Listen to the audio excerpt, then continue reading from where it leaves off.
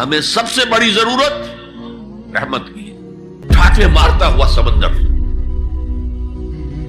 پہاڑوں ایسی لہریں، اسی سے غضبان بنا ہے، انتہائی غضبناک، بہت غصہ۔ حدیث آپ کو سناتا ہوں، ایک دفعہ آپ نے فرمایا کوئی انسان محض اپنے عمل کی بنیاد پر جنت میں داخل نہیں ہو سکے گا جب تک کہ رحمت خداوندی دستگیری نہ کرے۔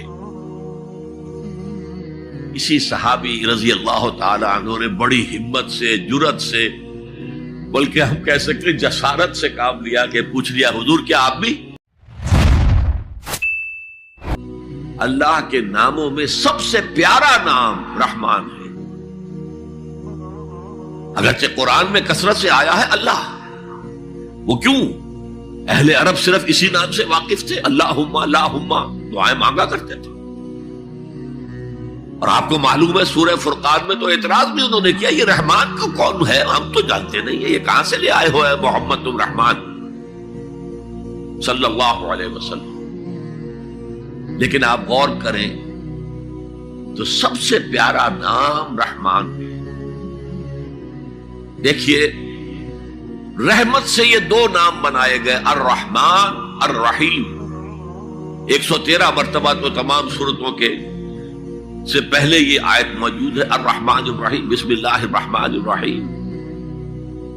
سورہ فاتحہ میں الحمدللہ رب العالمین الرحمن الرحیم۔ ان میں فرق کیا ہے؟ یہ جو فعلان کا وزن ہے، اس پر جو عربی میں لفظ آتے ہیں، اس میں کسی صفت کی ہیجانی کیفیت، طوفانی کیفیت، ٹھاٹھے مارتا ہوا سمندر، پہاڑوں ایسی لہریں،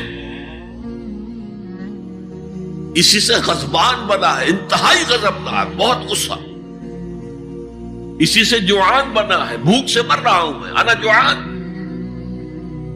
اسی سے عطشان بنا ہے، میں پیاسا مر رہا ہوں۔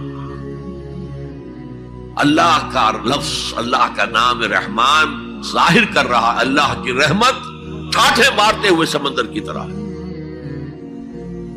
اور رحیم فعیل کے وزن پر ہے، جس میں دوام ہوتا ہے، تسلسل ہوتا ہے۔ تو اللہ کی رحمت جہاں ٹھاٹھے مارتے ہوئے سمندر کی طرح ہے، ساتھ ہی وہ آہستگی کے ساتھ مسلسل بہنے والے دریا کے مانند بھی ہے، تسلسل کے ساتھ۔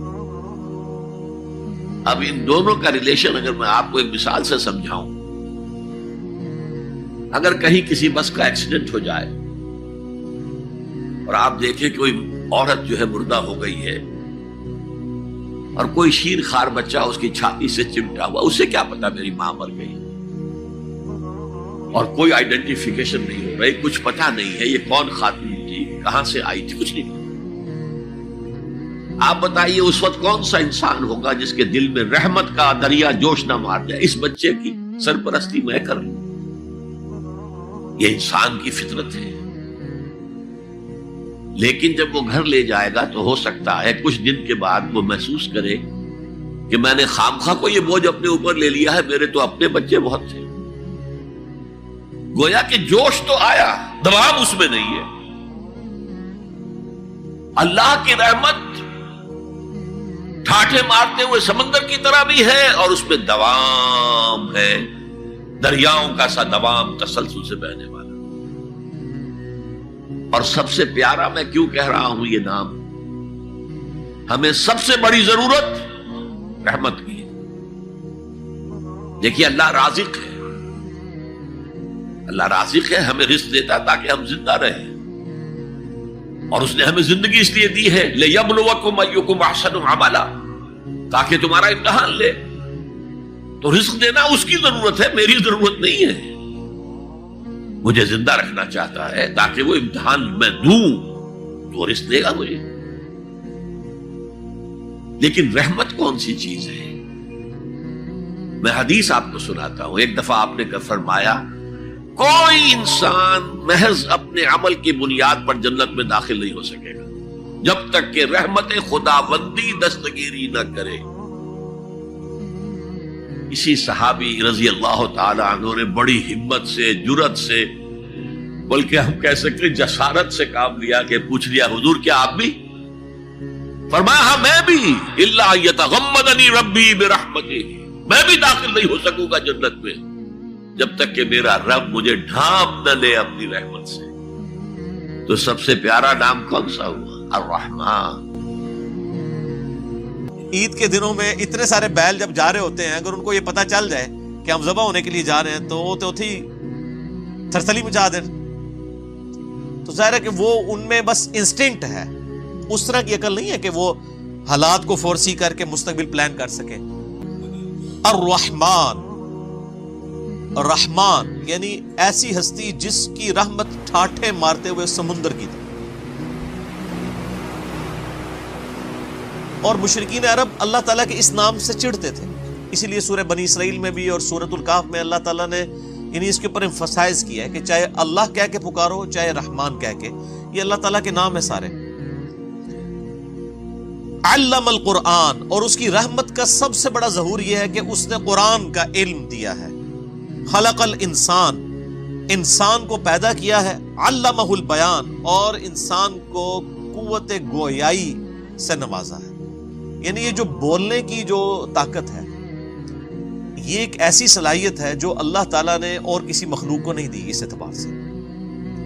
یعنی جانور جو ہے نا، وہ بھی اگر خطرے سے بچتے ہیں نا تو وہ یعنی اپنی انسٹنکٹ کی وجہ سے بچ رہے ہوتے ہیں۔ یہ نہیں ہے کہ ان کی عقل ہماری طرح کام کر رہی ہوتی ہے۔ ہم سے جب کوئی ڈسکشن کرتا ہے، ہم فزیکل فنومینا کو آبزرو کرتے ہیں تو اس سے باقاعدہ یعنی چیزیں ڈیٹیکٹ کر کے رزلٹ بھی نکال لیتے ہیں اور مستقبل کے لیے پلان بھی کر لیتے ہیں۔ لیکن جانور تو بیچارے کوئی مستقبل پلان نہیں کرتے۔